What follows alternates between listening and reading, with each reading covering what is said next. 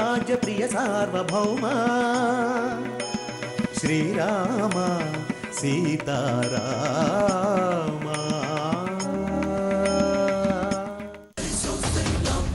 నువ్వేం టెన్షన్ పడకు. నిత్య వెళ్ళింది తను ఇష్టపడిన వాడితోనే. అదే నా చెల్లికి ఇష్టం లేకుండా బలవంతంగా తీసుకుని వెళ్ళుంటే ఇప్పటి వరకల్లా అతని ఆయుష్ తీరి కొన్ని గంటలయ్యి ఉండేది. తప్పకుండా నా చెల్లెమ్మ కొద్దిసేపట్లో తిరిగి వస్తుంది.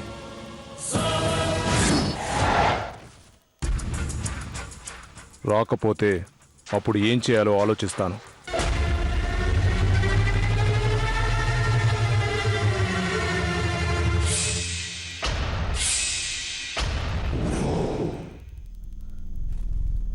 ఏమండి నిత్య,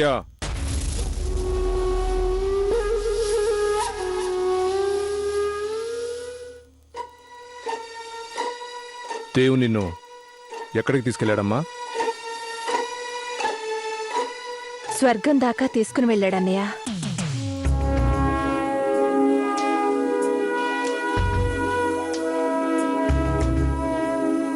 ఏంటమ్మా నువ్వు చెప్పేది? అవునన్నయ్య,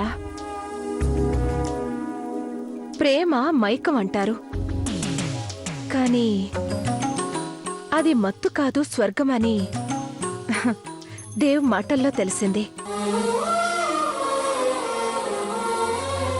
ఉదయం అతని మాటల్లో ప్రవర్తనలో నువ్వంటే ఇష్టం లేదని అర్థమైంది. అయినా నువ్వు అతన్నే ప్రేమించటం కరెక్ట్ కాదేమో అనిపిస్తుందమ్మా. నన్ను మరిపించే ప్రేమను నాకు అందించేవాడు నాకు మొగుడిగా రావాలని కోరుకున్నాను. కానీ ఈ ప్రపంచాన్నే మరిపించే ప్రేమను అందించగలిగే శక్తి దేవ్ దగ్గరుందన్నయ్య. దేవ్ నన్ను ప్రేమించనన్నాడు, పెళ్లి చేసుకోనన్నాడు. అప్పుడు ఈ ప్రపంచమంతా శూన్యంగా కనిపించింది. నా జీవితంలో అతని ప్రేమ లేకపోతే బ్రతకడం అనవసరం అనిపించింది. ఆ క్షణంలో చిన్నప్పటి నుంచి నువ్వు నా మీద చూపించిన ప్రేమ, ఆప్యాయత అసలు ఏదీ గుర్తు రాలేదు. నా కళ్ళ ముందు దేవు మాత్రమే ఉన్నాడు. ఈ ప్రపంచమంతా అతనే ఆవరించి ఉన్నాడు. అతను నిన్ను ప్రేమించడం లేదని నువ్వే చెప్తున్నావు.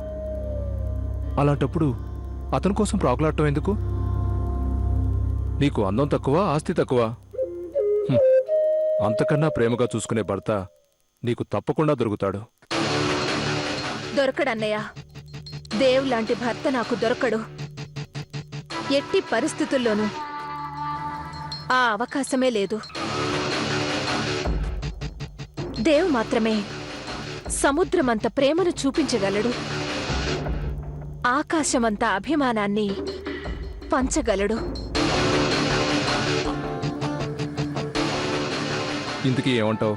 నేను మెడ వంచుకుని 3 ముళ్ళు వేయించుకునేది, అగ్ని సాక్షిగా 7 అడుగులు నడిచేది దేవుతోనే. నా జీవితం, నా చావు అన్నీ దేవుతోనే. నా నిర్ణయంలో ఎటువంటి మార్పు లేదు. నేను చెప్పేది ఒకసారి విను. అన్నయ్య,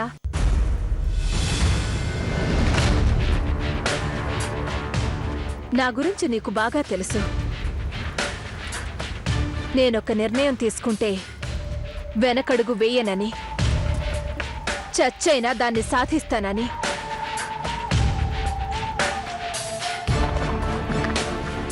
నిజంగా నువ్వు అన్నయ్యవే అయితే,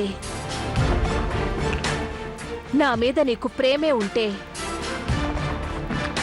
దేవుతో నా పెళ్లి జరిపించు. ఏంటమ్మా ఇది?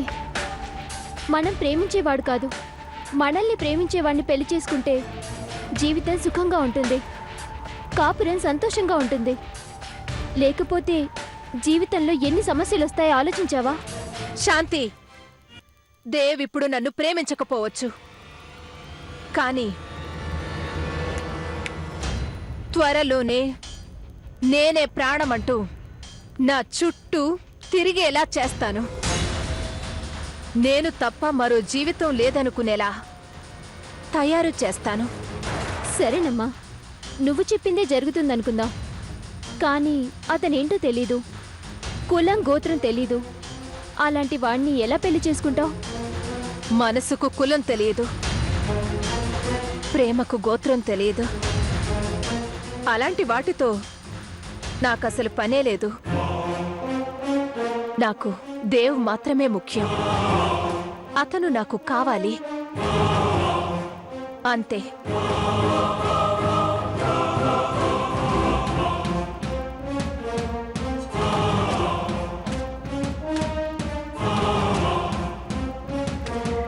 ఇలా అయితే ఎలాగండి? తను పట్టిన కుందేలుకు మూడే కాళ్ళంటే ఎలా? అన్నా వదినలుగా తన జీవితాంతా ఆనందంగా ఉండాలనే మనం కోరుకుంటున్నాం. మనం ఎందుకు చెప్తున్నామో ఒక్కసారైనా ఆలోచించాలి కదా. శాంతి, నేను చిన్నప్పటి నుంచి నిత్యాన్ని చూస్తున్నాను. ఎవరి మాట వినదు. మనం చూసిన సంబంధాలు తనకు నచ్చడం లేదు. ఎందుకు దేవుని అంతలా ఇష్టపడుతుంది? మనం మాట్లాడినంత మాత్రాన వాదన మిగులుతుందే తప్ప పరిష్కారం దొరకదు. మనం అడిగే ప్రతి ప్రశ్నకు తన దగ్గర సమాధానం ఉంటుంది. అందుకని ముందు తను చెప్పింది విందాం. తర్వాత ఏది మంచిదో ఆలోచించి నిర్ణయం తీసుకుంటాను.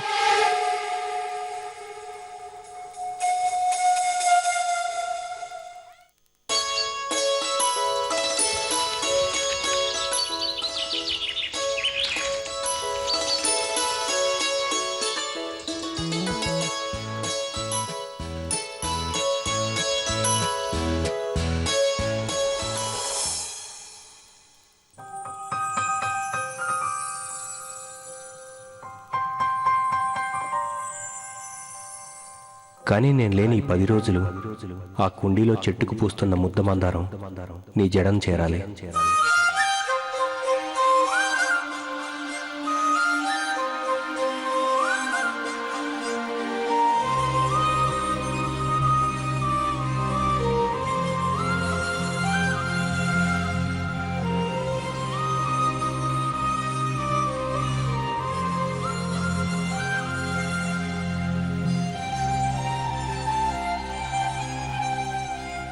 నేను తిరిగొచ్చే సమయానికి నా ఎదురుగా వచ్చి నీ ఇష్టాన్ని ముద్దమందారం ద్వారా తెలియచేయాలి.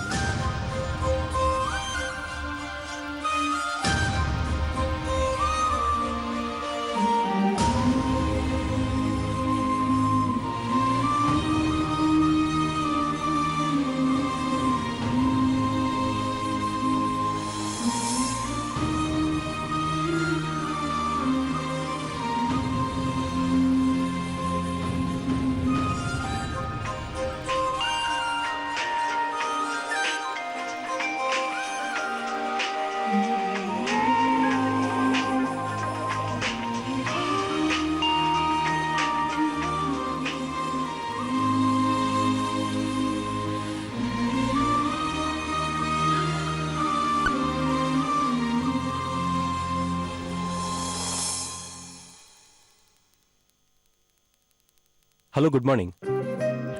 Good morning. ఎలా ఉన్నావు? బాగున్నాను. నువ్వెలా ఉన్నావు? ఫైన్. అక్కడ పరిస్థితి ఎలా ఉంది? తుఫాన్ సృష్టించిన బీభత్సం వల్ల వైజాగ్ సిటీ దాని ఉనికిని కోల్పోయింది. ఎప్పుడు పచ్చని చెట్లతో, సముద్ర వాతావరణంతో కలకల్లాడే సిటీ అందవిహీనంగా తయారైంది. ఇక్కడ జనం పరిస్థితి మరీ దారుణంగా ఉంది. మళ్ళీ కోలుకోవటానికి కనీసం సంవత్సరం పడుతుంది. ఇంకేంటి విశేషాలు? ఏం లేవు. ఒక నిమిషం లైన్లో ఉండు, అత్తయ్యకి ఫోన్ ఇస్తాను. అవసరం లేదు. నేను ఎప్పుడే అమ్మతో మాట్లాడాను. ఇంత త్వరగా కోలుకోవటానికి నువ్వే కారణం అని అమ్మ చాలా హ్యాపీగా చెప్పింది. నేను నీతో మాట్లాడదామనే ఫోన్ చేశాను. చెప్పండి. ఆ, ఆ, అది అది అంటే యాక్చువల్గా నసక్కుండా స్ట్రైట్గా విషయం చెప్పు. నేను వైజాగ్ బయలుదేరేటప్పుడు నా బెడ్రూమ్లో ఒక మందారం మొక్క పెట్టాను. నువ్వు చూసావా? ఆ, చూశాను. ఆ, దాని కింద ఒక విషయం ఉంది, అది కూడా చూసావా? ఆ, ఆ, రామ్, నేను నీకు తర్వాత కాల్ చేస్తాను. ఆ, ఏమైంది? ఆ, ఆ, ఏం లేదు, స్టవ్ మీద పాలు పెట్టి మర్చిపోయాను. ఆ, మళ్ళీ ఫోన్ చేస్తాను. ఆ,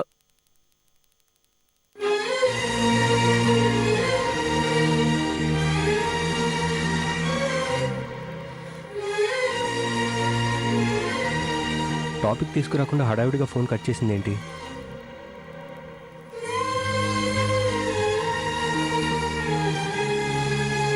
నిజంగా పాలు మరిగించిందా? నా మాట తప్పించిందా?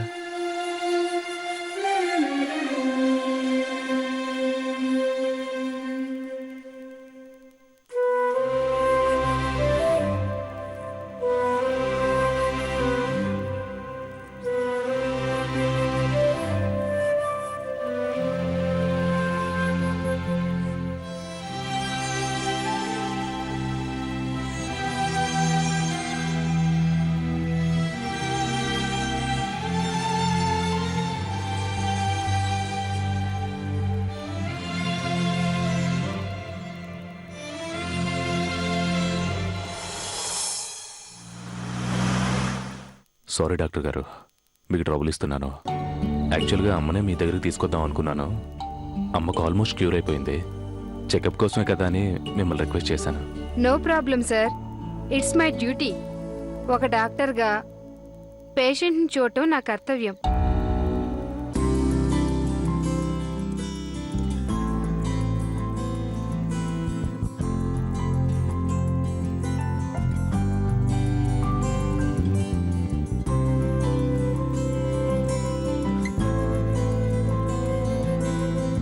అత్తయ్య, నేను సూపర్ మార్కెట్కి వెళ్ళి సరుకులు కూరగాయలు తీసుకొని వస్తాను. అయ్యో, నీకెందుకమ్మా శ్రమ?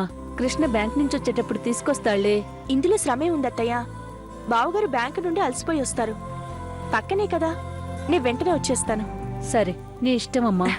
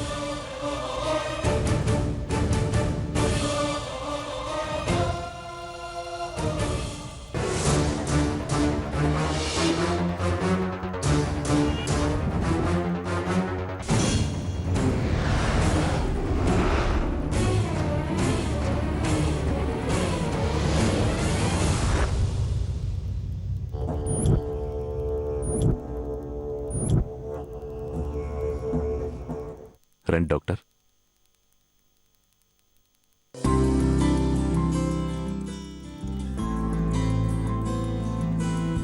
అమ్మా,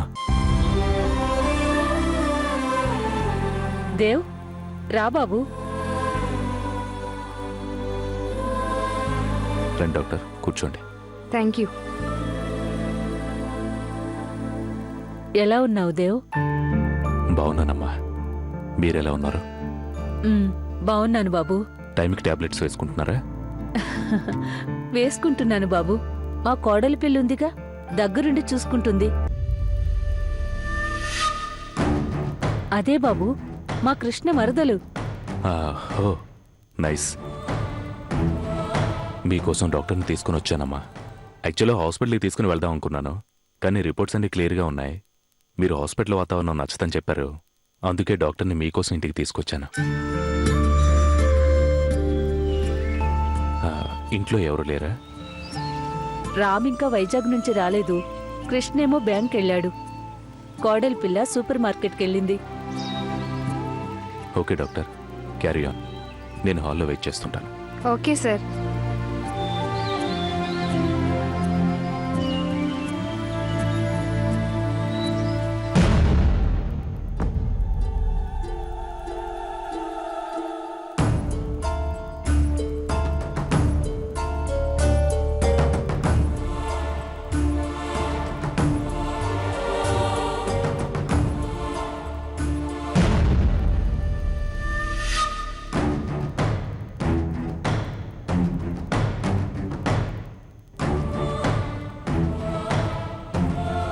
ఎలా ఉన్నారు? బావున్నానండి. కూర్చోండి. మీరు ఇక్కడ? అమ్మ కోసం డాక్టర్ని తీసుకుని వచ్చాను. ఆవిడ లోపల చెక్ చేస్తున్నారు. నేను ఇక్కడ వెయిట్ చేస్తున్నా.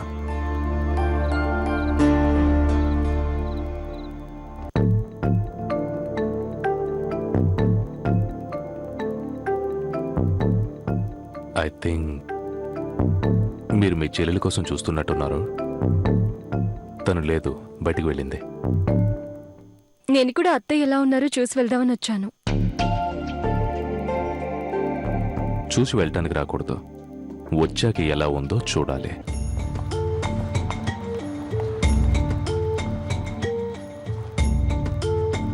ఫస్ట్ టైం మీ ఇంటికి వచ్చినప్పుడు మంగ చెప్పింది మీరు అపరంజి బొమ్మలా ఉంటారని, మీ చెల్లెలు కుందరం బొమ్మలా ఉంటుందని. మీరు అలాగే ఉన్నారు. మంగ చెప్పినట్టు మీ చెల్లెలు కూడా అలాగే ఉంటుంది. Thank you. బాబు గారు, ఆ రోజు ఇంటికి వచ్చినప్పుడు అదేదో ముఖ్యమైన వస్తువు వెతుకుతున్నా అన్నారు. అది దొరికిందా బాబు గారు?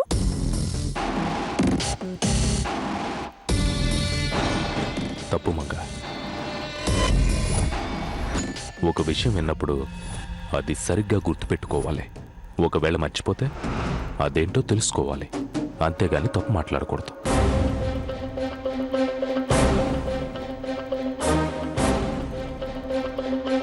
అది ముఖ్యమైన వస్తువు కాదు.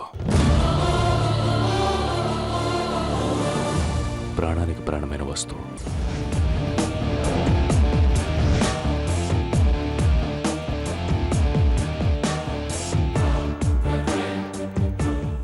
అదే దొరికిందా బాబు గారు? మనకు సంబంధం లేని విషయాలు ఎదుటి వాళ్ల నుండి తెలుసుకోవాలని ప్రయత్నం చేయకూడదు. ఎందుకంటే కొన్ని సంబంధాలు వాళ్లకు సొంతం మాత్రమే కాబట్టే. Did you get me?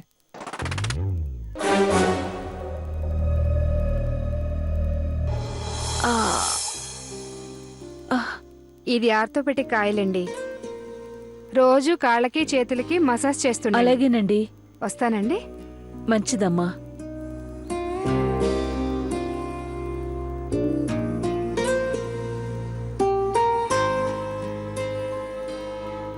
ఎలా ఉంది doctor? She is good. Thank you. నేను వెళ్ళి అత్తయ్యని చూసొస్తాను. Okay,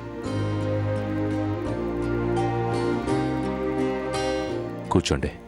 I will be back to 2 minutes. Okay sir.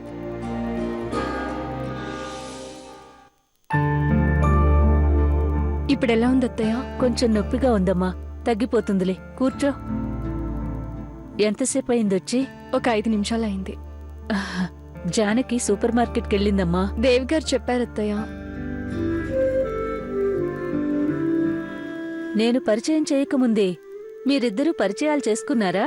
ఇప్పుడు కాదు అత్తయ్య, ఇంతకు ముందే మా ఇంటికి వచ్చి వెళ్లారు. వీళ్ళ కారు ట్రబుల్ ఇచ్చిందమ్మా. నేను వెళ్ళి ఇంట్లో డ్రాప్ చేసి వచ్చాను. అక్కడ వెళ్ళాక తెలిసిందే శ్రవంతి మీ కాబోయే కోడలని.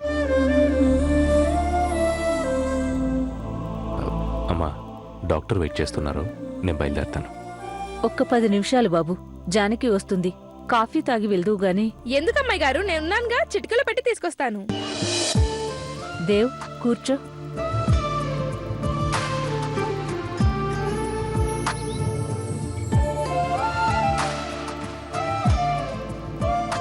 అమ్మ మీకు రాబోయే పెద్ద కోడలు లక్ష్మీదేవిలా ఉంది.